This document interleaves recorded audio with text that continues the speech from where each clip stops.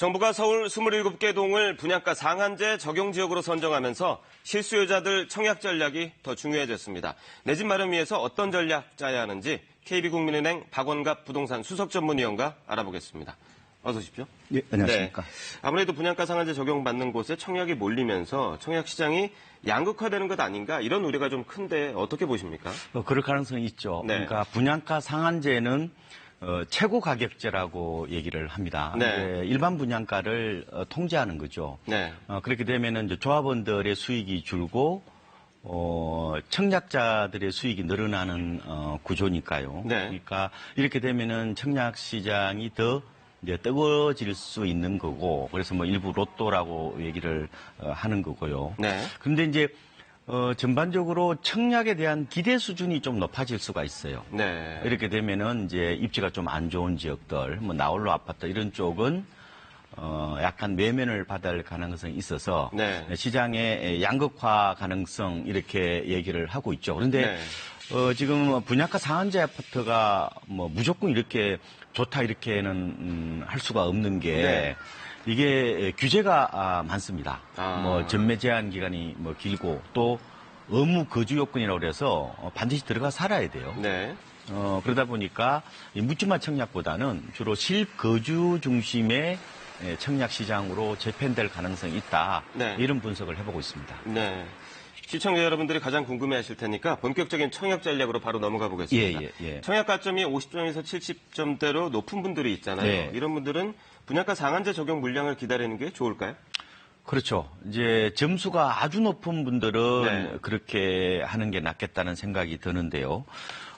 지금 이제 분양가 상한제 물량이 어느 정도 나오느냐? 네. 그래서 이제 올 연말부터 내년 말까지 한 1년 한 2개월 정도 되겠죠. 네. 지금 두 개 과열지구에서 분양 예정 아파트가 6만 가구 정도가 되는데 6만 가구요. 그렇죠. 그중에서 아마 상한제 적용되는 게 2만 7천 가구 정도를 보고 있습니다. 절반이 좀 안 되네요. 네, 제법 많은 거죠. 그런데 이제 아무래도 분양가가 싸니까 당첨 커트라인이라고 그러죠. 이게 좀 더 높아질 가능성이 있다. 그래서 강남은 한 70점 봐야 된다. 네. 4인 가족이 만들 수 있는 가점의 가장 높은 점수가 69점입니다. 아, 그래요? 예, 그러니까 84점 중에서 69점이니까 어떻게 보면 커트라인이 7점이라 했다는 것은 어떻게 보면 굉장히 어렵죠. 그러네요. 그런 측면이 있고 아마 강북 같은 건 60점대 되지 않을까 예상이 되는데 네.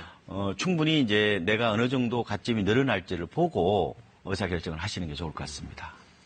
이 당첨되는 것도 중요하겠지만 자금을 어떻게 조달할지 이것도 상당히 중요하잖아요.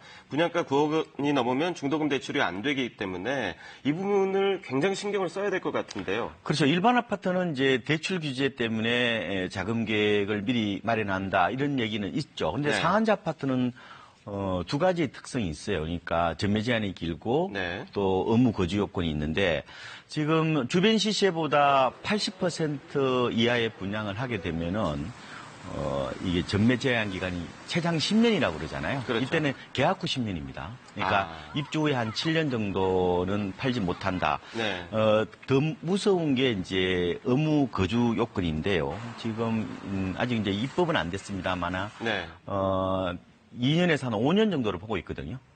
길게는 5년까지 보고 있고요. 지금 어원 입법은 5년으로 돼 있는데 네. 일반적으로 이제 분양을 받으면 잔금을 치를 이제 돈이 없잖아요. 그렇죠. 그러면 이제 전세를 일단 놓는다고 그러죠. 네. 그래서 어느 정도 한 2년 정도 임대하다가 나중에 입주하는 전략. 네. 이게 이제 상한제 아파트는 통하지 않는다는 거예요. 지금 공공택지 같은 경우는 입주를 시작하잖아요. 네. 그러면 90일 안에 들어가 살아야 돼요. 이 정도 아마 엄격할지는 두고 봐야 되지만, 네. 소위 말하는 이제 전세 임대 후 입주 전략이 통하지 않을 수 있다는 거 하고요. 네. 그리고 상한제 아파트는 당첨자에 대해서는 아마 전수조사할 가능성이 있어요. 아마도 그렇겠죠. 그래서 자금 부분에 대해서 많이 좀 꼼꼼히 어떤 출처라든지 이런 거를 네. 좀 미리 좀 대응을 해놔야 된다 말씀을 드리겠습니다. 네. 이 고민과 걱정이 많은 분들은 사실은 청약가점이 낮은 분들일 거란 말입니다. 30점에서 40점대인 분들, 이분들은 전략을 어떻게 가져가야 될까요? 일단은 상한제 아파트는 좀 힘들다고 봐야 되겠죠. 네. 근데 뭐 서울에서 모든 지역이 다 상한제 하는 것은 아니니까 그렇죠. 나머지 지역을 좀 노려보시는 게 좋을 것 같고요. 뭐 네. 수도권도 저는 나쁘지 않은데 다만 해당 지역에서 이제 공급이 많은지 입지는 네. 좋은지 뭐 출퇴근을 할 수 있는지 네. 이런 거를 이제 따져봐야 된다는 생각이 들고요. 요새 무순위 청약이 좀 인기입니다. 네. 이제 뭐 순위를 뭐 따지지 않고 누구나 청약할 수 있다고 하는 건데 이게 네. 두 가지가 있어요. 네. 하나는 줍줍이라고 그래서 뭐 네. 줍고 또 줍는다. 누구나 다 할 수 있는데 19세 이상 할 수 있는데 줍줍과 비슷한 게 계약 취소분 재분양이 있습니다. 네. 요거는 배우자하고 나하고 모두 무주택자야 된다는 점은 좀 체크를 하시는 게 좋을 것 같습니다. 네.